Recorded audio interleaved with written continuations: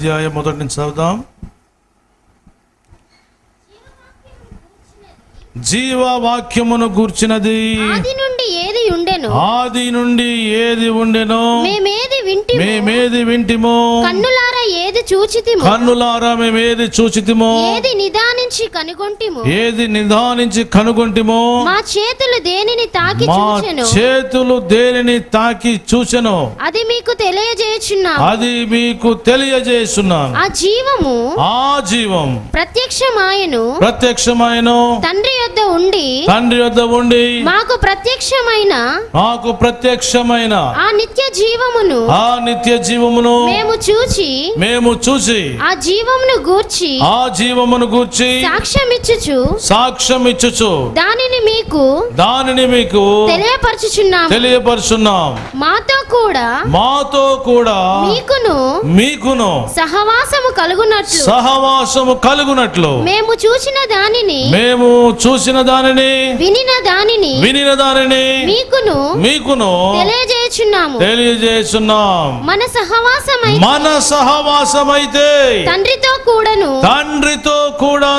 ఆయన కుమారుడైన యేసుక్రీస్తుతో కూడా ఉన్నది. గట్టిగా చప్పట్లు కొట్టి దేవుని మహిమపరుద్దాం. చూడండి, మన సహవాసం ఎవరితో ఉంది? ఎవరితో ఉండాలి? తండ్రి అయిన దేవునితో ఉండాలి, కుమారుడైన యేసయ్యతో ఉండాలి. దేవునికి స్తోత్రం. ఎవరైతే ఈ సహవాసానికి దూరంగా ఉంటారో వారు నిజముగా దేవుని పిల్లలుగా ఉండలేరు. వారు సైతానికి దగ్గరగా ఉంటారు. కనుక దేవునితో సహవాసముగా ఉండడము నీకెంతో ఆశీర్వాదం. ఎప్పుడైతే నీవు సహవాసంగా ఉంటావో ఆ దేవునిలో ఉన్న బ్లెస్సింగ్స్ అన్నీ నీకు, నీ కుటుంబానికి వస్తాయి. ఇక నీకు ఏ కొదువ అనేది ఉండదు. దేవునికి స్తోత్రం. దేవునితో సహవాసం చేసేవారు లోకముతో సహవాసం చేయొద్దు, దుష్టులతో సహవాసం చేయొద్దు, దుర్మార్గులతో సహవాసం చేయొద్దు, మారు మనస్సు లేని వారితో, రక్షణ లేని వారితో అసలే సహవాసము చేయవద్దు. మొదటి కీర్తనలో మనం చూస్తుంటున్నాం. మొదటి నుంచి చదువుతుంటే, దుష్టుల ఆలోచన చొప్పున నడవక, పాపుల మార్గమున నిలవక, అపహాసుకులు కూర్చుండు చోటను కూర్చుండక, యెహోవా ధర్మశాస్త్రమందు దివారాత్రులు ధ్యానించువాడు అట్టివాడు ఆకువాడక తన కాలమందు ఫలమిచ్చు. మిగతా వాళ్ళందరూ ఎండిపోతురు. అంతేనా? దేవునితో సహవాసం లేకుండా ఎండిపోతావు. సాతాను ఎండ కొడుతుంది. ఈరోజు నేను ప్రార్థనలో నుండి వస్తే ఒకరిని ఒక దుష్ట శక్తి పట్టి మొత్తం పిండి పీల్చి రక్తం అంతా తాగి ఎండ కొడుతూ ఉంది. నువ్వు బాగానే తినొచ్చు, కానీ నువ్వు శక్తిహీనంగా ఉంటున్నావు, బలహీనంగా ఉంటున్నావు. మీలో ఒకరు ఆ విధంగా ఉన్నారు, దేవుడు చూపించాడు. నువ్వు తింటున్నా బలహీనంగానే ఉన్నావు, శక్తి లేకుండా ఉన్నావు, బలహీనమైపోతున్నావు. ఒక దురాత్మ నిన్ను ఆ విధంగా చేస్తూ ఉంది. అది నీకే తెలిసి ఉంటుంది. ఎవరు ఆ విధంగా ఉన్నారు పరీక్షించుకోండి. నువ్వు బలహీనమైపోతున్నావు. రోజు రోజుకి నీ శరీరం బలహీనమైపోతుంది. డాక్టర్ దగ్గరికి వెళ్తున్నావు, డాక్టర్ ఏం చెప్తున్నాడంటే ఏ పరీక్షలు ఏమి లేదు, కానీ నువ్వు ఎలా ఉన్నావు? తింటున్నా కూడా శక్తి లేనట్టుగానే ఉన్నావు. ఎవరు ఆ విధంగా ఉన్నారో మీరు దేవునికి చెప్పుకోండి. నేను ఆ విధంగా ఉన్నాను, తింటున్నా బలహీనం అయిపోతున్నా, శక్తి లేకుండా ఉంటున్నాను. అది ఒక దురాత్మ విధంగా నిన్ను చేస్తుంది.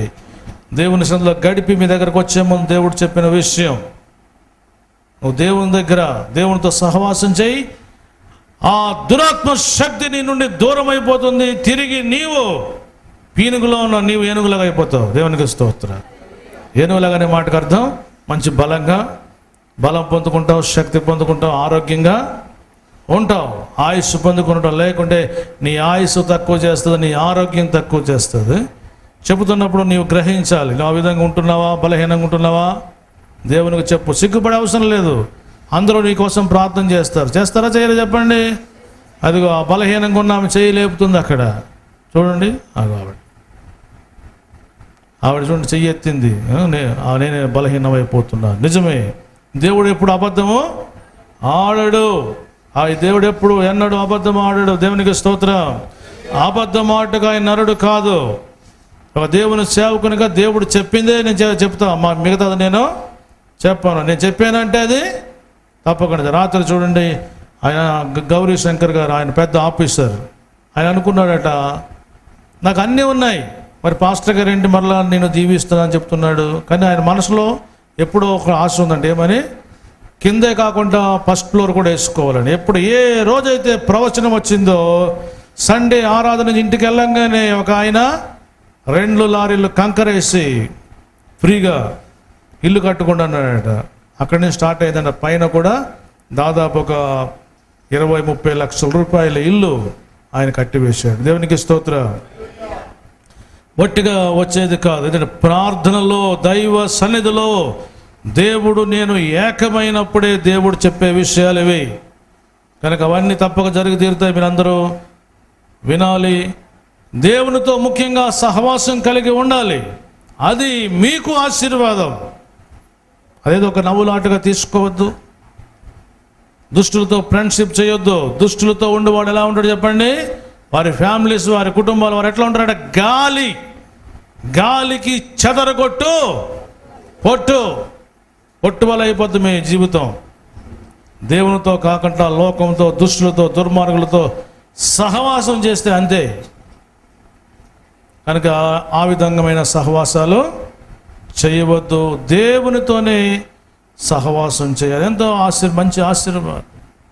ఒక యవనస్తురాలు 25 ఇయర్స్ ఉంటుంది. ఆమె ఏడుస్తూ ప్రార్థన చేయించుకుంటుంది. ఎందుకు ఏడుస్తున్నాము అంటే ఆమె అంటా ఉన్నది, నాకు దేవుడు మంచి వాయిస్ ఇచ్చాడు, నేను చాలా క్యాసెట్స్లో పాటలు పాడాను, మీటింగ్స్లో పాటలు. ఇప్పుడు ఏమైందంటే నేను ఒక దుర్మార్గుడితో ఫ్రెండ్షిప్ చేశాను నమ్మి. వాడు అన్ని విధాలా నన్ను మోసం చేశాడు, అన్ని విధాలా నన్ను పాడు చేశాడు. దేవుడు నాకు ఇచ్చిన గిఫ్ట్ తీసివేశాడు.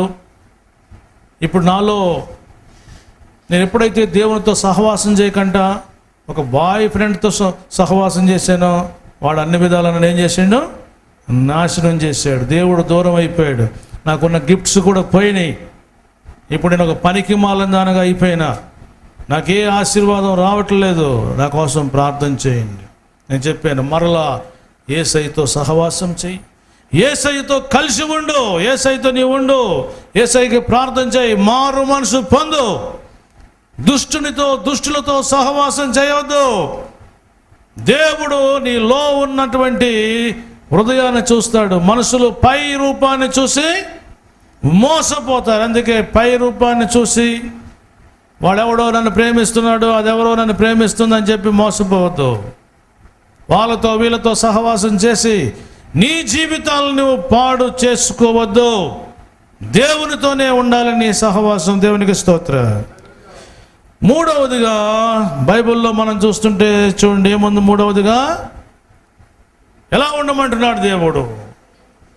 రొట్టె విరుచుటయందు, అనగా యేసయ్య శరీరములో, యేసయ్య రక్తములో పాలు పొందే విషయంలో, బల్లలో పాలు పొందే విషయంలో నమ్మకంగా ఉండాలి. దేవునికి స్తోత్రం.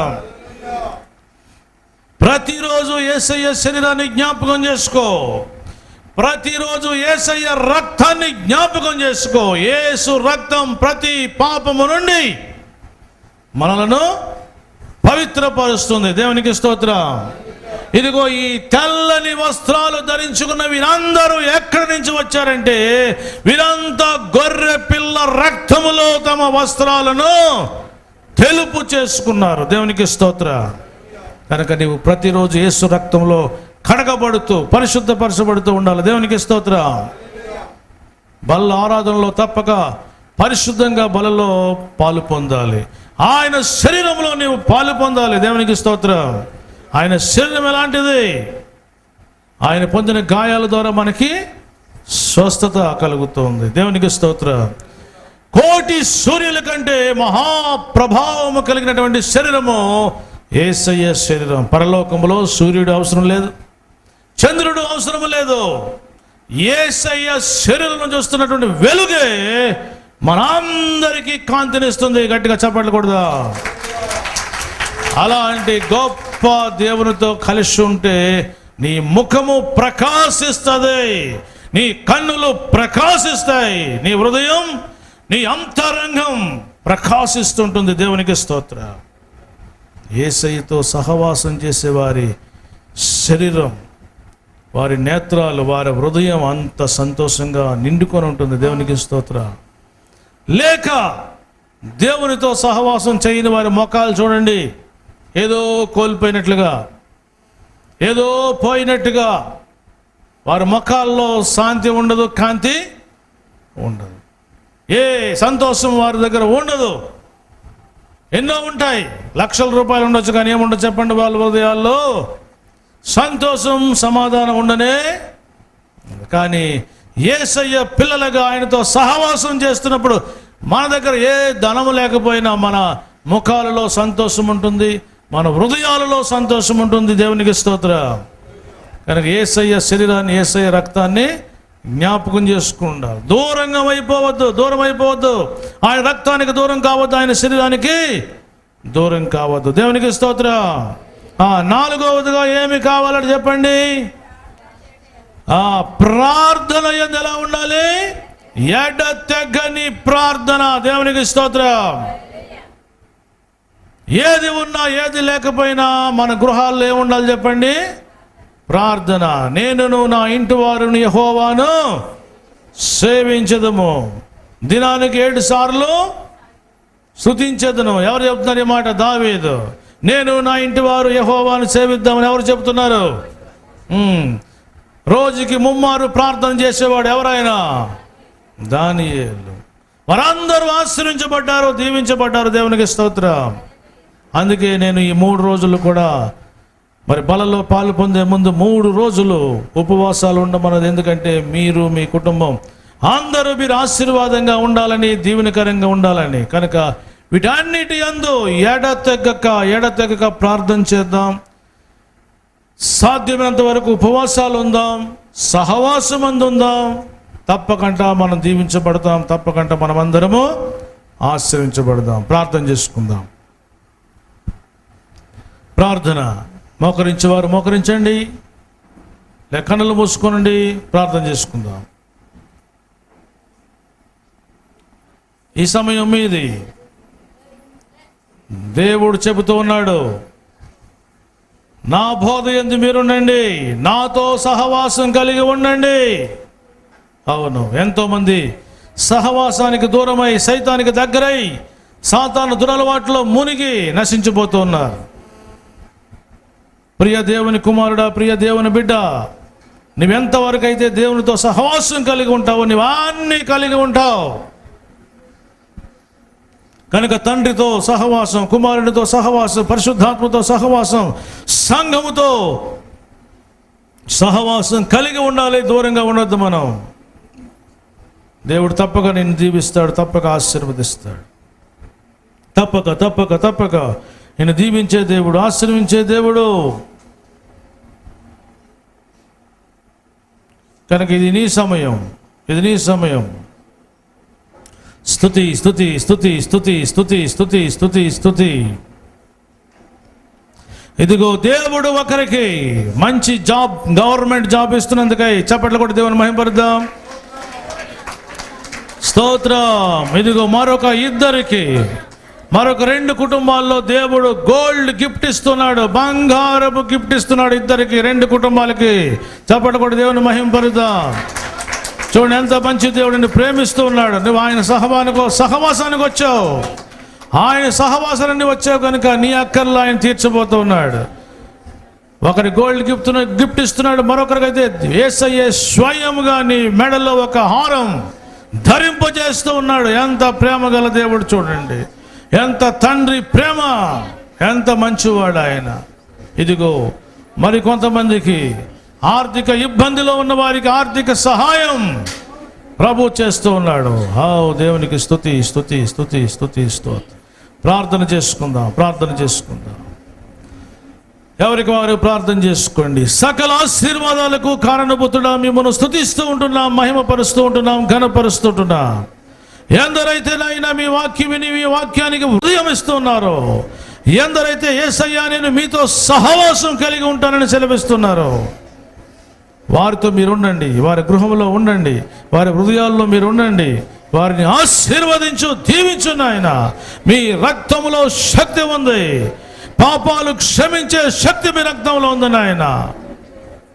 మీ శరీరం ఎన్నో ఆశీర్వాదాలకి కారణం కనుక మీ శరీరాన్ని నాయన, మీ రక్తాన్ని జ్ఞాపకం చేసుకుంటూ ముందుకు సాగుటకు సహాయం చేయండి. మీ బోధ వింటూ ముందుకు సాగుటకు సహాయం చేయండి ఆయన. వాక్యం విన్న మీ బిడ్డలందరినీ పేరు పేరు వరుసను ఆశీర్వదించండి, దీవించండి. రోగులైన వారిని స్వస్థపరచండి. సాతాను దురాత్మ శక్తుల నుంచి విడిపించండి. మంత్ర శక్తులను కాల్చివేయండి ఆయన. మీ బిడ్డలందరినీ మీ సాక్షులుగా వాడుకోండి, మహిమాఘనత పొందండి. రేపటి రోజు జరిగినైనా ఆదివారం ఆరాధన ఘనంగా జరిపించండి. రేపటి రోజు నాయన తండ్రి మీ శరీరంలో మీ రక్తంలో పాలు పొందనైనట్టుగా మమ్మల్ని అందరినీ దీవించున్న ఆయన. 3 రోజులు తండ్రి, బేస్తవారం, నిన్న శుక్రవారం, ఈరోజు శనివారం, మరి మీ సన్నిధిలో నాయన ప్రార్థనలో వచ్చిన బిడ్డలందరినీ ఆశీర్వదించి మీ దీవులతో నింపండి. ఇదిగో నాయన సంఘం అభివృద్ధి చెందాలని, సంఘం ఆశీర్వాదంగా ఉండాలని, ప్రజలు దీవెనకరంగా ఉండాలని మరి నాయన ఇదిగో తిరిగి మేము అక్టోబర్ నెలలో వచ్చాము. ఈ నెల అంతా మీ బిడ్డలకి సమృద్ధి అయిన ఆశీర్వాదాలు దయచేయి, సమృద్ధి అయిన దీవెనలు దయచేయి. మీ బిడ్డలకి ఏ కొదవ ఉండొద్దు నాయన, ఆహారానికి కొదవ ఉండొద్దు నాయన. ఏ అప్పుల విషయంలో కానీ, షిట్స్ విషయంలో కానీ నాయన, మరి తండ్రి ఏ బిల్స్ విషయంలో కానీ తండ్రి ఎలాంటి కొదవ లేకుండా ఆకాశ వాకిండ్లు విప్పండి. మీ బిడ్డలందరినీ సమృద్ధిగా దీవించు. ప్రతి ఇల్లు ఆశీర్వాదంగా ఉండాలి, ప్రతి కుటుంబం ఆశీర్వాదంగా ఉండాలి, భార్య భర్తలు ఆశీర్వాదంగా ఉండాలి, పిల్లలు ఆశీర్వాదంగా ఉండాలి. తండ్రి సహాయం చేయి, కృప చూపి మీ బిడ్డలందరి హృదయ వాంఛలు తీర్చున్నాయన. సంఘములో మరి నాయన మరి ఎంతోమంది సేవకులు పోషించబడుతూ ఉన్నారు. బీద విధవరాండ్రుకి సహాయం, బీద పిల్లలకి నాయన వారిని కూడా పోషిస్తూ చదివిస్తూ ఉంటున్నాం. మరి నీ సువార్త నాయన అనేక గ్రామాల్లో ప్రకటింపజేస్తుంటుండగా నాయన ఇదిగో తండ్రి సేవా పరిచర్యలో ఏ బిడలైతే హృదయపూర్వకంగా నాయన ఇదిగో నా దేవుని సేవ సంఘములో సమృద్ధిగా జరగాలి అని మంచి మనసుతో మరి హస్తాలు చాపుతున్న వారిని కూడా ఆకాశ వాకిండ్లిపి సమృద్ధిగా ఆశీర్వదించి దీవించి అనేక డోర్స్ ఓపెన్ చేయి, అనేక ద్వారాలు ఓపెన్ చేయండి ఆయన. మిమ్మల్ని స్తుతిస్తూ ఉంటున్నాం, కృప చూపండి. మీ బిడ్డలందరినీ బలమైన ప్రార్థన వీరులుగా, విశ్వాస వీరులుగా, సువార్థికులుగా సాతాను రాజ్యాన్ని కూల్చి మీ రాజ్యం కట్టువారిగా తయారు చేయండి. జాబ్స్ లేని వారికి జాబ్స్, సంతానం లేని వారికి సంతానం, వివాహం కాని వారికి మంచి సంబంధాలు మీరు దయచేయండి ఆయన. ఏ బిడ్డ ఏ అక్కర కొలిది ప్రార్థిస్తారు అక్కలన్నీ తీర్చండి.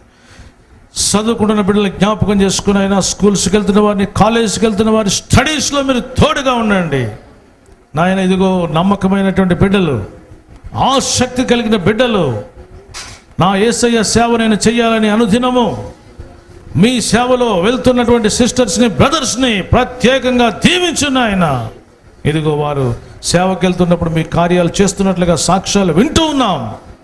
అలాంటి గొప్ప మనసు, మంచి మనసు ప్రతి ఒక్కరికి దయచేయి. మరి టీవీ ద్వారా నాయన ఎందరైతే వాక్యం వింటూ ఉన్నారో, టీవీ ద్వారా వాక్యం విన్న ప్రతి కుటుంబాన్ని ఆశీర్వదించు, ప్రతి బిడ్డలని ఆశీర్వదించు నాయన. వారికి మంచి ఆరోగ్యాలు, స్వస్థతలు, దీవెనలు దయచేసి వారిని, వారి సంతానాన్ని సమృద్ధిగా దీవించు. హృదయ వాంఛలు, కోరికలు తీర్చు, రోగులను స్వస్థపరచు, దురాత్మ శక్తి నుంచి విడిపించండి. శాంతి, సంతోషం, సమాధానం, సకల దీవెనలు అనుగ్రహించండి. మహిమాఘనత పొందండి. మమ్మల్ని మేము తగ్గించుకుంటూ మిమ్మల్ని హెచ్చిస్తూ త్వరగా వచ్చుస్తున్న యేసు పరిశుద్ధ నామమున ప్రార్థిస్తున్నాము తండ్రి, ఆమేన్. మన తండ్రి అయిన దేవుని ప్రేమ, ప్రభు అయిన యేసుక్రీస్తు వారి కృప, పరిశుద్ధాత్మ అన్యున సహవాసం, ఆశీర్వాదం సదా మనకును ఆయన ప్రేమించు సకల భక్తులకి తోడై ఉండును గాక. ఆమేన్. యేసు రక్తమే ఇచ్చే, సిలువ రక్తమే ఇచ్చే, ప్రభు యేసు నామ సంపూర్ణ విజయం అపవాది గ్రంథ కొట్టి నాశ. తండ్రి మీ కార్యం నిరంతరం జయం జయం జయం తండ్రి. ఆమేన్. కొంతమంది పూణే, బాంబేలో ఉన్న తెలుగు వాళ్ళు ఎక్కడెక్కడి నుంచో, అంటే ఓన్లీ మన ఇదే కాదు, దూర ప్రాంతాలు తెలుగు సంఘాలు లేని చోట నుంచి కూడా ఎంతోమంది ఫోన్ కాల్ చేసి మీ కార్యక్రమం మాకు చాలా ఇష్టంగా ఉందని. మొన్న ఒక అన్య కుటుంబం, ఆమె పేరు సరళ అట, నా పేరు వచ్చింది, నేను నూతనంగా నమ్మాను కానీ నా భర్త నన్ను ఎంతో బాధ పెడుతూ ఉన్నాడు, నా కోసం కూడా మీరు ప్రార్థన చేయండి అని వెంటనే ఆ ఫోన్ కాల్ రావడం జరిగింది. నేను ఎంతో బాధతో ఉన్నప్పుడు మీ యొక్క ప్రార్థన ద్వారా, ప్రార్థనలో పేరు పెట్టి కూడా పిలిచారు, నాకు ఎంతో సంతోషం కలిగింది. నా భర్త ద్వారా ఒక పక్క బాధపడుతున్నాను, రక్షణ పొందాను, కానీ ఎప్పుడైతే మీరు ప్రార్థనలో నన్ను పిలిచారో అని. చూడండి, వాళ్ళంతా అన్య కుటుంబాల నుంచి వస్తున్న వాళ్ళని కూడా దేవుడు దర్శిస్తూ ఉన్నాడు, దేవుడు పిలుస్తూ ఉన్నాడు. ఈ విధంగా మరి మన దేశంలో, బయటి దేశాల్లో కూడా టీవీ కార్యక్రమం చూస్తూ ఉన్నారు. లండన్లో ఉన్న మా పాప వాళ్ళు కూడా అక్కడ మన కార్యక్రమం చూస్తూ ఉన్నారు. మరి ఈ విధంగా మీరు హస్తాలు చాపినటువంటిది వృధా కాదు. దేవునికి స్తోత్రం. అందుని బట్టి మరి మనం చేసే పనులన్నీ ఒక చిన్న సంఘంగా ఉన్నా, మనకు ఎలాంటి బయట విదేశ సహాయం ఏమీ లేకుండా కేవలము స్వయం కృషి మీదనే మనం ఇన్ని కార్యాలు చేస్తున్నాం. బైబిల్లో ఉన్నవన్నీ కూడా మనము చేస్తున్నాం. కానీ తప్పక మీ అన్ని కుటుంబాలకి ఆశీర్వాదం ఉంటుంది. దేవునికి స్తోత్రం. కనుక వీటన్నిటి విషయంలో మీరు అందరూ ప్రార్థన చేయండి. మరి ఈ 3 రోజులు ప్రార్థనలో దేవుడు సహాయం చేశారు. రేపంతా కూడా ఏ వస్త్రాలు వేసుకుని రావాలి రేపు? ప్రభువునకు నీ దేహము ధనము సమయమును